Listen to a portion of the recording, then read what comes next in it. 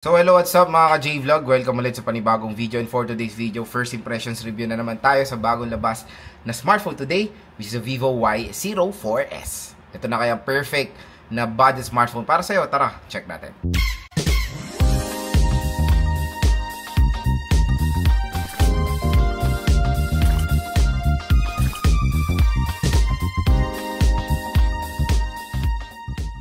So ayan mga idol, may bagong labas na naman ang Vivo smartphone, which is ang Vivo Y04S. So ito po ay siguro successor doon sa bagong, sa napakabenta rin na Vivo Y04. And ang maganda kasi sa smartphone na to is napakalaki na po ng internal storage na ma-offer niya. So the Vivo Y04S ay merong SRP na 6,500 pesos for the 4GB 256. Pero dito sa online, dito sa ating view products, pag limit nyo itong view products natin, mabibili nyo lang na mura at bagsak presyo ang Vivo Y04S.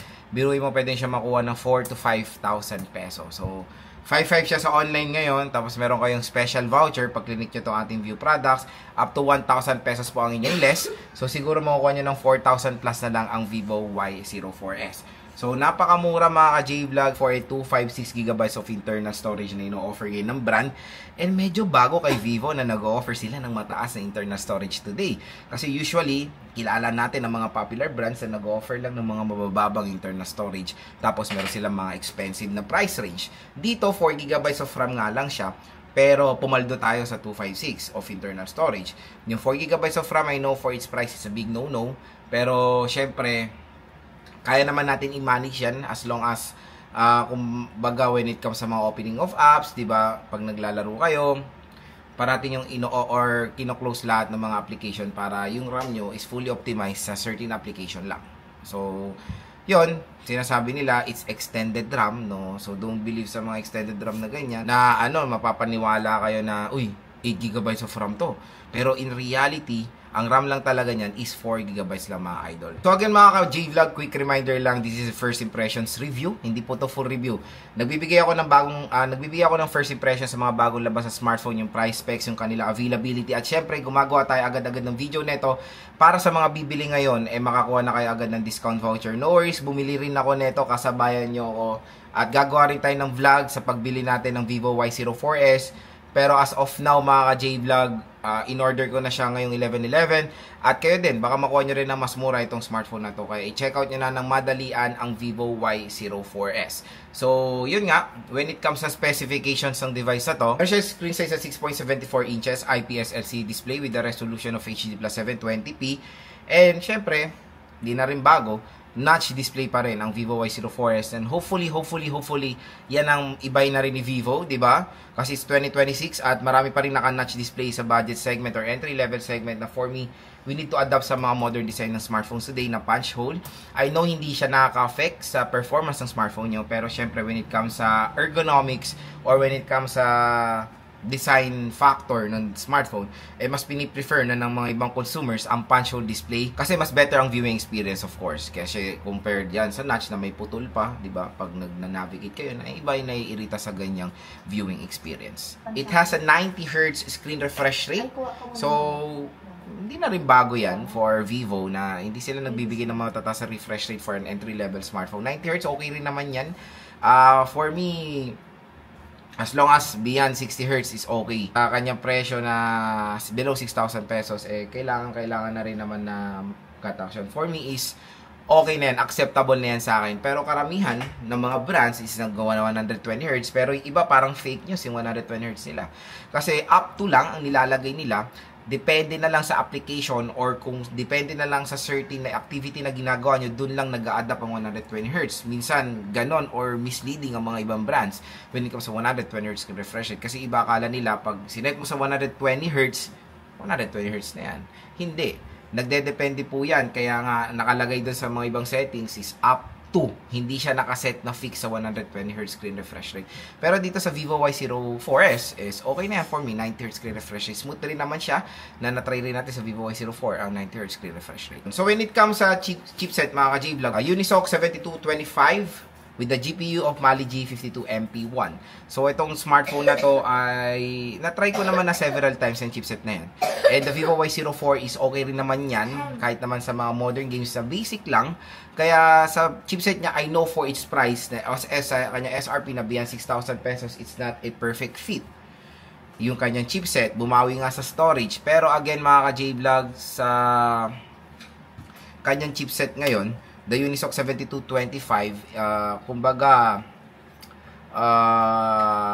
below 5,000 pesos na siya eh. Kung makuha niya siya ng 4,000, mas sulit ang 7225. Pero for 5,000 pesos, ang iniisip ko na lang dito, mataas ang internal storage niya. Pero, again, hindi po siya mabagal. Kumbaga, hindi lang perfect fit. Iba kasi mas better, Unisoc 7250, MediaTek Helio G99. Pero iba, 128 lang or 64 gigabytes, diba?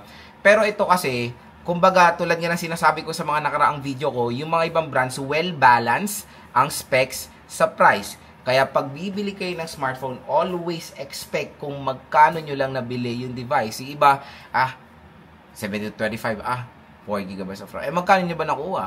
Kung nakuha nyo ng 30,000 20,000, talagang paglaban nyo na maliit yan or hindi perfect fit. Pero kung 5K, syempre, okay na yan mga ka-J-Vlog. Again, the Unisoc 7225, hindi po mabagal ang chipset yan. It can handle day-to-day tasks at nakapaglaro ako dyan ng ML COD at marami pang iba. Usapang camera, it has a dual rear camera system with 13 megapixel front-facing, with 13 megapixel rear camera, and when it comes sa front-facing camera niya, it has a 5 megapixel front-facing camera. So, I tried the Vivo Y04 camera and I think hindi sila nagkakalayo ng specifications when it comes sa camera performance ng Vivo Y04s.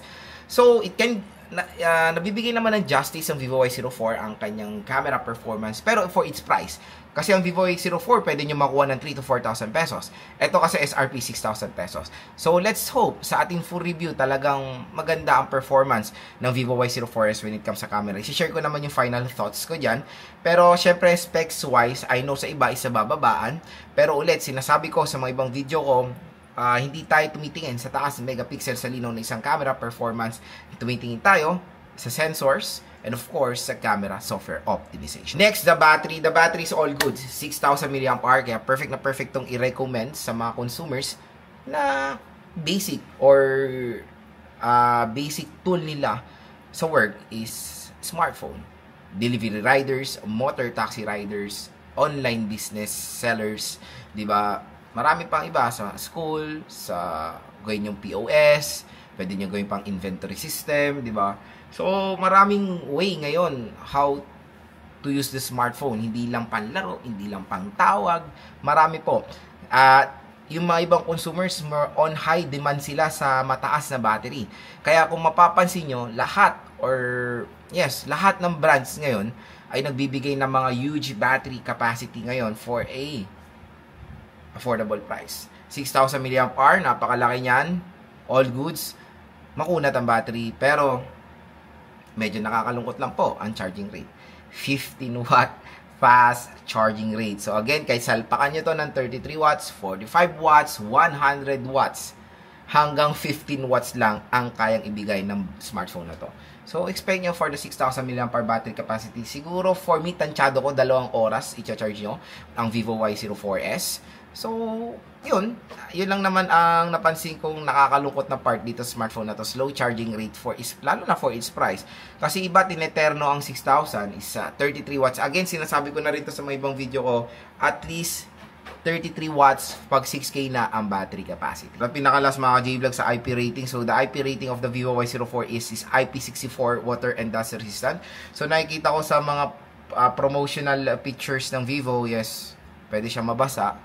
Pero with certain kind of sa certain scenarios lang. Hopefully, hindi ma-mislead ang mga ibang consumers na pwede ito malublob sa tubig. Again, meron po mga water resistant na pwede malublob sa tubig, IP67 pataas, pero IP64, 65, and 66 ay hindi po pwede malublob sa tubig. Pwede lang silang mabasa, matalsikan ng tubig, accidental drop ng sobrang saglit lang, and syempre with certain kind of pressure yan. So, that is IP66 pababa. Pero 67, ay yan po yung mga smartphone na pwede pong mag-submerge sa water na pwede tayo mag-take ng underwater shots, di ba? Pwede silang ma-submerge sa water 30 minutes sa fresh water. Okay, so again mga ka-J-Vlog, magandang i-clear po sa inyo yan na meron po mga water resistant na pwede masubmerge sa tubig. Kasi ang dami ko nakikita ng hassle sa Facebook. Bakit ko daw binasa or nilublob yung iPhones ko, yung Vivo Y21D, hindi naman daw yung waterproof. Yes, hindi po yan waterproof. Water resistant yan, pero meron siyang mataas na rating. So again, nagdedepende po ang inyong water protection sa ingress protection ng device nyo. Kaya maging mapanuri, maging aware sa ingress protection at no worries pag nalublob nyo. Huwag kayo matakot kung mataas naman talaga ang ingress protection yan. So again mga ka-J-Vlog, kung interested kayo bumili ng Vivo Y04, dito yan sa ating view products. I-click nyo na yan, bilhin nyo na hanggang mura, hanggang sale. Bilhin nyo na yan dito sa ating view products. Up to 1,000 pesos off the voucher ang pwede ibigay ng shop niya. So happy checkout mga ka-J-Vlog. Inabahan nyo na lang yung ating full review, game test, and unboxing sa Vivo Y04.